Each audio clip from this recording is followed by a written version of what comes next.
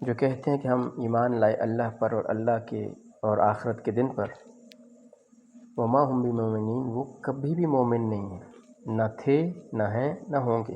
ایمان کا تعلق دل سے ہوتا ہے۔ دو چیزیں ہیں، ایک ایمان اور ایک اسلام۔ اکثر ہمیں ان میں فرق بھی معلوم نہیں ہوتا، اور بہت سارے علماء کی اس پہ ڈسکشن بھی ہے کہ آیا یہ دونوں ایک چیزیں ہیں یا علیحدہ ہیں۔ قرآن سے بھی ہمیں پتہ چلتا ہے کہ ایمان علیحدہ چیز ہے اور اسلام علیحدہ چیز ہے۔ مشہور حدیث ہے جس کو حدیث جبریل کہتے ہیں، یہ بخاری شریف میں بھی اور باقی صحیح ستہ کے اندر بھی موجود ہے، اور یہ بڑی امپورٹنٹ حدیث ہے دین کے اعتبار سے، اس لیے کہ جبرائیل علیہ السلام آئے تھے نبی صلی اللہ علیہ وسلم کے پاس اور لوگوں کو دین سکھانے کے لیے آئے تھے، اس لیے اس حدیث کی بڑی اہمیت ہے۔ ایک دن نبی صلی اللہ علیہ وسلم کچھ لوگوں کے ساتھ تشریف فرما تھے، تو ایک شخص آپ کے پاس آئے، صاف ستھرے کپڑے پہنے ہوئے، سفید پہنے ہوئے، اور بال ان کے صحیح مطلب کوئی پراگندہ نہیں تھے، جیسے سفر سے کوئی آتا ہے تو اس کے بال بکھرے ہوئے ہوتے ہیں، بڑے صاف ستھرے اجلے کپڑے پہنے ہوئے اور بال بڑی ترتیب سے بنے ہوئے، اور آئے اور نبی صلی اللہ علیہ وسلم کے پاس آ کے بیٹھ گئے، ان کے قریب گئے، اور اتنا قریب ہوئے کہ ان کے گھٹنے نبی صلی اللہ علیہ وسلم کے گھٹنوں کے ساتھ مل گئے۔ صحابہ نے دیکھا یہ شخص جو ہیں پتہ نہیں کہاں سے آئے ہیں، یہاں کے ہم تو جانتے بھی نہیں ہیں، لیکن لباس سے اور چہرے سے اور بالوں وغیرہ سے لگ بھی نہیں رہا کہ سفر کر کے آئے ہوں۔ بہرحال نبی صلی اللہ علیہ وسلم کے پاس بیٹھے اور سوال پوچھا، کہا ایمان کسے کہتے ہیں؟ پہلا سوال پوچھا، ایمان کسے کہتے ہیں؟ تو نبی صلی اللہ علیہ وسلم نے فرمایا کہ ایمان یہ ہے کہ تم اللہ کے وجود اور اس کے اکیلا اور واحد ہونے پر ایمان لے آؤ، اور اس کے فرشتوں کے وجود پر، اور اللہ کی ملاقات کے برحق ہونے پر، اور اس کے رسولوں کے برحق ہونے پر، اور مرنے کے بعد دوبارہ اٹھنے پر ایمان لاؤ۔ تو ایمان کا اللہ کے نبی نے کیا جواب دیا؟ اللہ پہ ایمان، فرشتوں پہ ایمان، اللہ سے ملاقات پہ ایمان، رسولوں پہ ایمان، اور مرنے کے بعد دوبارہ زندہ ہونے پہ ایمان۔ یہ دل کا یقین ہونا، دل میں اس چیز کا خیال ہونا، اس کو نبی صلی اللہ علیہ وسلم نے کیا فرمایا؟ ایمان۔ انہوں نے کہا جی آپ نے ٹھیک فرمایا۔ صحابی بڑے حیران ہوئے، خود ہی سوال پوچھتے ہیں اور خود ہی کہتے ہیں کہ آپ نے ٹھیک فرمایا۔ بہرحال دوسرا سوال انہوں نے پوچھا کہ اسلام کیا ہے؟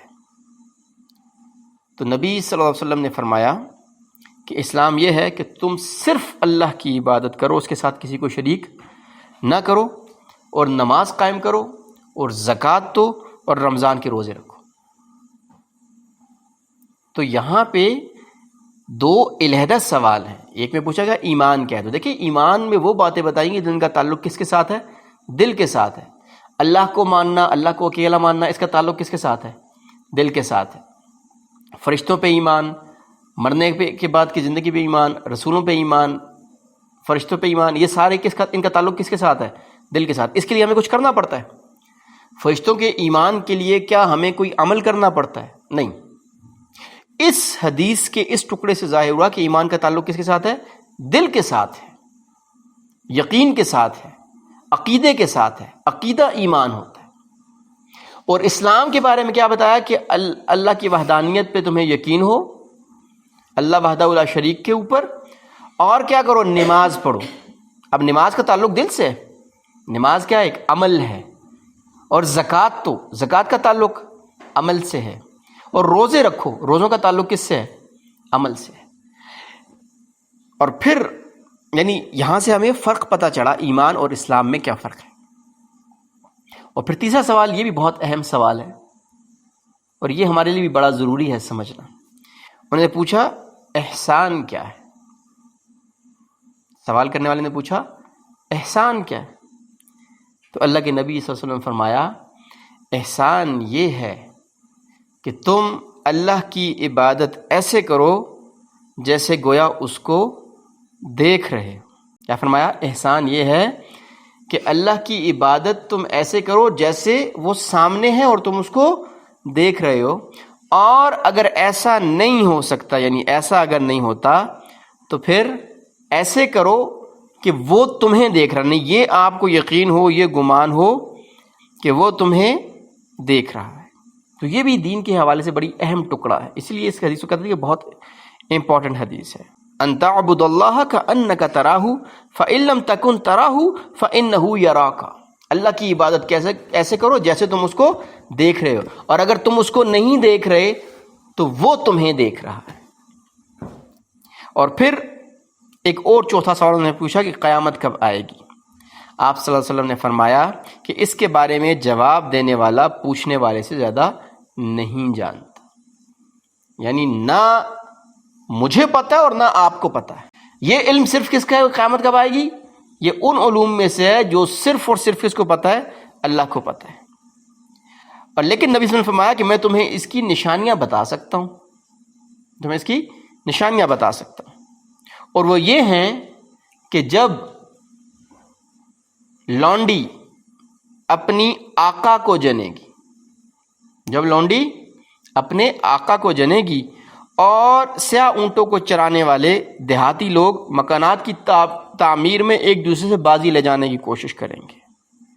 یاد رکھو قیامت کا علم ان 5 چیزوں میں سے ہے جن کا اللہ کے علاوہ کوئی نہیں جانتا۔ تو یہ جو 2 نشانیاں اللہ کے نبی صلی اللہ علیہ وسلم نے قیامت کی بتائیں کہ لونڈی اپنی مالک کو پیدا کرے گی، اس کو جنے گی، اس کا مطلب مختلف شارحین حدیث نے لکھا جو بیٹیاں ہوں گی، بیٹیاں نافرمان ہو جائیں گی، اولاد نافرمان ہوگی۔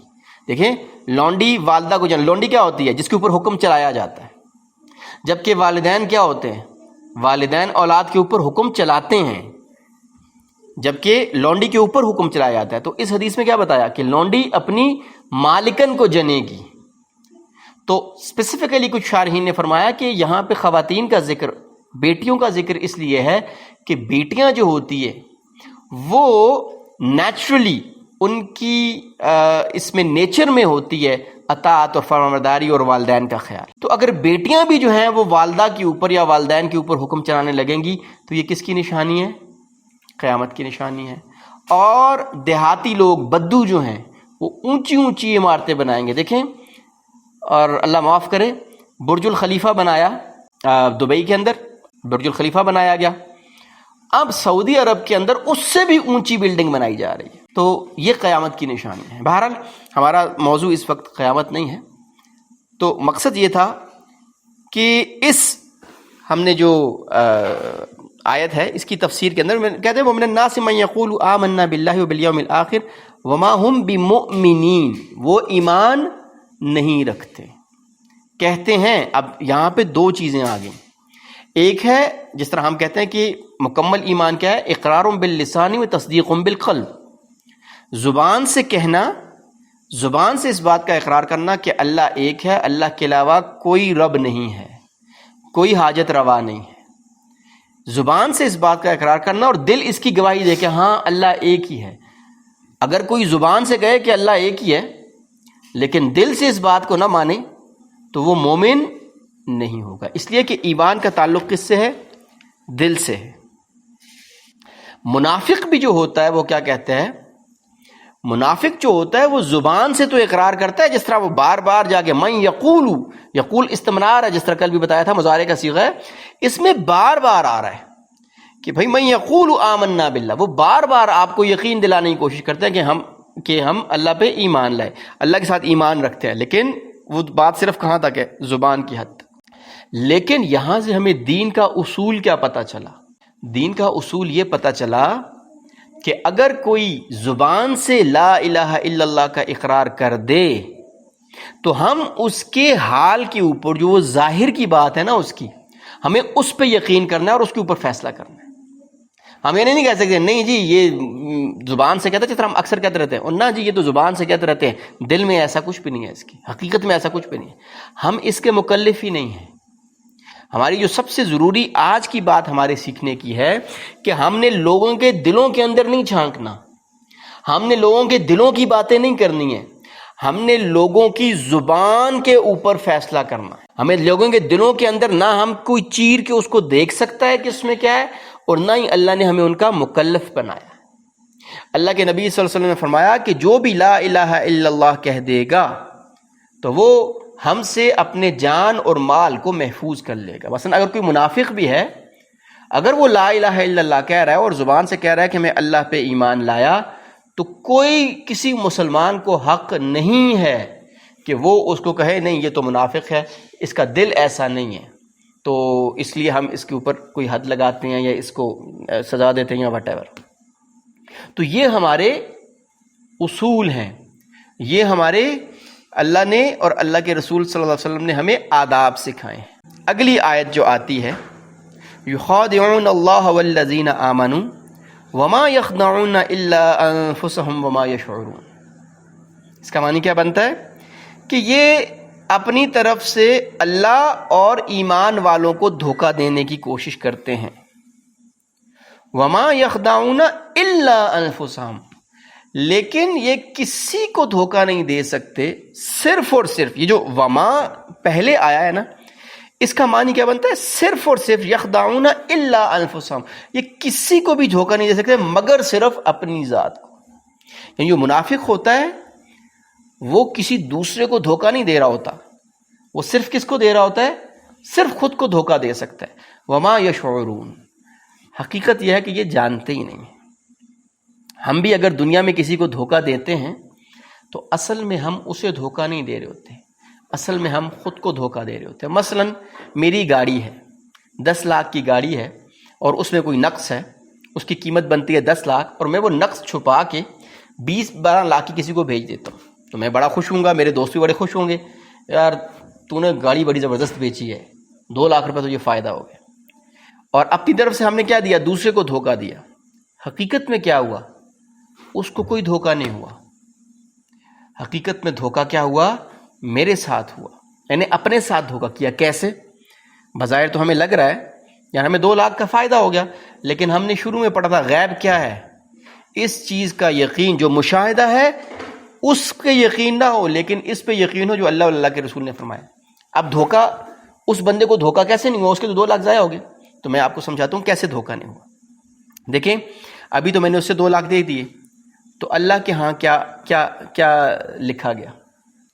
اللہ کے ہاں لکھ دیا گیا کہ اس نے 2 لاکھ روپیہ اس کے ساتھ دھوکہ کیا، حساب میں لکھا گیا، اور قیامت والے دن اس کا حساب ان کا آپس میں چکتا کرنا ہے۔ تو 2 لاکھ دنیا میں نے کھا لیے، میں نے عیاشی کر لی، جو بھی ہے 2 لاکھ وہ بنتا کیا ہے آج کل۔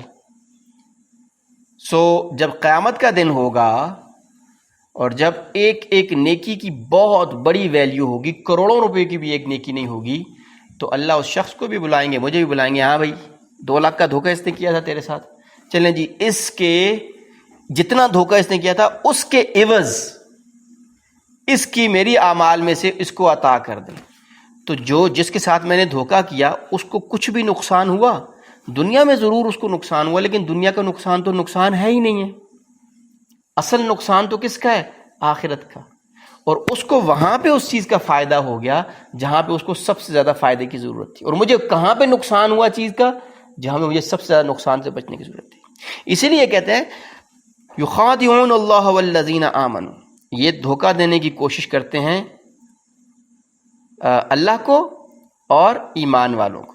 وما یخدعون الا انفسهم وما یشعرون، صرف ہمیں علم نہیں ہے، ہمیں شعور ہی نہیں ہے۔ یخادعون کا مطلب ہے یخادعون، دھوکہ دینے چاہتے ہیں وہ، یہ جو منافق ہیں یہ کیا کرتے ہیں؟ یخادعون، دھوکہ دینا چاہتے ہیں، خدا کہتے ہیں دھوکے کو، اللہ کو، والذین، اور ان کو جو آمنو، ایمان لائے، وما، اور نہیں، وا بھی ہم نے پڑھا ہوا ہے، ماں بھی پڑھا ہوا ہے، وما نہیں، یخدعون، دھوکہ دیتے وہ، الا، مگر، الا کا مطلب ہوتا ہے الا مطلب مگر، انفسہم، انفس جانوں کو، ہم اپنی، واو اور ما نہیں، یشعرون وہ سمجھتے، یعنی یہ دھوکہ دینا چاہتے ہیں اللہ کو اور مومنین کو۔ اب یہاں پہ 2 بڑی خوبصورت باتیں ہیں جس کو ہم نے کل تھوڑی ڈیٹیل میں ڈسکس کرنا ہے۔ یہاں پہ 2 چیزوں کا ذکر ہے، یخادعون اللہ، دھوکہ دیتے ہیں کس کو؟ اللہ کو، والذین آمنوا، اور ایمان والوں کو۔ یہاں پہ کوئی چیز آپ کو مسنگ لگ رہی ہے؟ آپ کو لگ رہا ہے کہ یہاں کوئی چیز مسنگ ہے؟ اللہ کا ذکر بھی آ گیا اور ایمان والوں کا ذکر بھی آ گیا، رسول کا تو کہیں ذکر ہی نہیں ہے نا؟ تو قرآن میں یہ کیسے ہو سکتا ہے؟ ایک تو یہ مسئلہ، دوسری بات، اللہ کو کوئی دھوکہ دے سکتا ہے؟ کیا اللہ کو دھوکہ دینا پاسبل ہے؟ اللہ کو تو کوئی دھوکہ نہیں دے سکتا. اللہ تو علیم ہیں، خبیر ہیں، لطیف ہیں. لطیف کہتے ہیں وہ ذات جو باریک بین ہو، جو بالکل باریکی سے جانتی.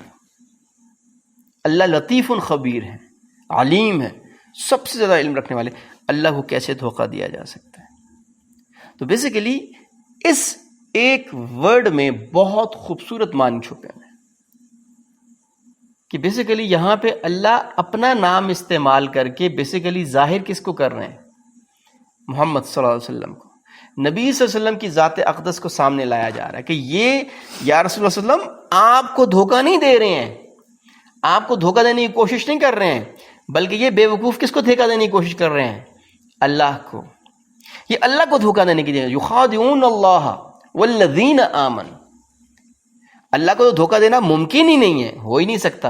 اللہ جو ہے نا وہ اکیلے ہیں جن میں کوئی شرکت نہیں ہو سکتی. مثلا عبادت ہے، وحدانیت ہے، ایمان ہے، دعا ہے، حاجت روائی ہے. یہ سب چیزیں کیا ہیں جس میں اللہ وحدہ لا شریک، لا شریک ہیں، ان کا کوئی شریک نہیں ہو سکتا. عبادت محمد صلی اللہ علیہ وسلم کی عبادت ہو سکتی ہے؟ نہیں ہو سکتی. عبادت صرف اللہ کی ہوگی. دعا کسی سے کی جا سکتی ہے؟ نبی صلی اللہ علیہ وسلم سے، صحابہ سے دعا کی جا سکتی ہے؟ کسی سے نہیں کی جا سکتی. دعا صرف کس سے ہوگی؟ اللہ سے ہوگی. حاجت کس سے مانگی جا سکتی ہے؟ صرف اللہ سے مانگی جا سکتی ہے. تو یہ وہ چیزیں ہیں جس میں اللہ تنہا ہیں، اکیلے ہیں، ان کا کوئی شریک نہیں. لیکن کچھ چیزیں ہیں جس میں اللہ جل شانہ اپنے ساتھ شریک فرماتے ہیں. کس طرح؟ اطاعت، حکم ماننا. اطاعت اصل میں تو اللہ ہی کی ہے، لیکن اللہ کیا کہتے ہیں؟ اطیعوا اللہ و اطیعوا الرسول. اطیعوا اللہ و اطیعوا الرسول. اللہ کی اطاعت کرو اور اللہ کے وَأُولِي الْأَمْرِ مِنْكُمْ، اور جو تم میں خلیفہ ہیں، جو اللہ کے نائب ہیں، ان کی بھی کریں. قرآن میں بھی آتا ہے. تو دیکھیں اللہ نے کیا کیا. اطاعت میں اللہ نے کہا کہ اللہ کی بھی اطاعت کرو اور جو محمد صلی اللہ علیہ وسلم کہیں ان کی بھی اطاعت کرو، اس لیے کہ محمد صلی اللہ علیہ وسلم وہی والی بات کہتے ہیں جو اللہ کا حکم ہے. اسی طریقے سے ایک اور جو بہت ہی خوبصورت آیت ہے جس میں یہ سمجھ آ جائے گا جب اللہ کئی جگہ پہ اللہ اپنا جو ہے وہ یوز کر کے اسم یا اپنی ذات کو سامنے لا کے نبی صلی اللہ علیہ وسلم کو جو ہے وہ مطلب ظاہر فرماتے ہیں یا ان کے بارے میں بات کر رہے ہیں. جس طرح ایک قرآن کی بڑی مشہور آیت ہے، ان کنتم تحبون اللہ فاتبعونی یحببکم اللہ. ان کنتم تحبون اللہ، اگر تم یہ کہتے ہو، تمہارا دعویٰ یہ ہے، ایمان والوں سے کہا جاتا ہے اگر تمہارا دعویٰ یہ ہے کہ تم اللہ سے محبت کرتے ہو تو کیا فرمایا؟ فاتبعونی، میری اتباع کرو. یحببکم اللہ، اور جب تم میری اتباع کرو گے نا تو اللہ تم سے محبت کرے گا. تو یہاں پہ بھی اللہ کیا کر رہے ہیں؟ اللہ کہہ رہے ہیں اللہ کی محبت کا اگر آپ کو دعویٰ ہے، اللہ کی محبت کی بات کر رہے ہیں تو پھر کیا کرو؟ میری اتباع کرو.